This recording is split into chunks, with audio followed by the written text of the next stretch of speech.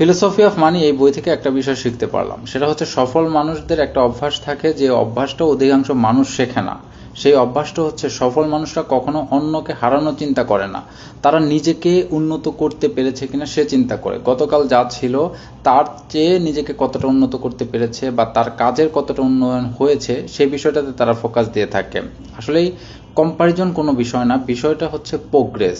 আপনি যদি নিজেকে 1%ও প্রতিদিন উন্নত করতে পারেন, সেটা যে কোনো বিষয় হতে পারে, শুধুমাত্র টাকা পয়সা উপার্জনের ক্ষেত্রে না, আপনার জ্ঞান অর্জনের ক্ষেত্রে, আপনার ভালো মানুষ হওয়ার ক্ষেত্রে, সেটাই হচ্ছে মূল বিষয়। অন্যকে হারিয়ে সামনে এগিয়ে যাওয়ার মাধ্যমে সফলতা অর্জন করা যায় না যদি আপনি নিজের প্রতি ফোকাস না দেন। আমি রোকন বই থেকে নেওয়া বিভিন্ন আইডিয়াগুলো আপনাদের সাথে শেয়ার করার চেষ্টা করি। আমি যেটুকুই জ্ঞান অর্জন করি না কেন সেটাই চেষ্টা করি আপনাদের সাথে শেয়ার করার জন্য। ফলোদের সাথে থাকবেন, ইনশাল্লাহ একসাথে ভালো কিছু জানবো।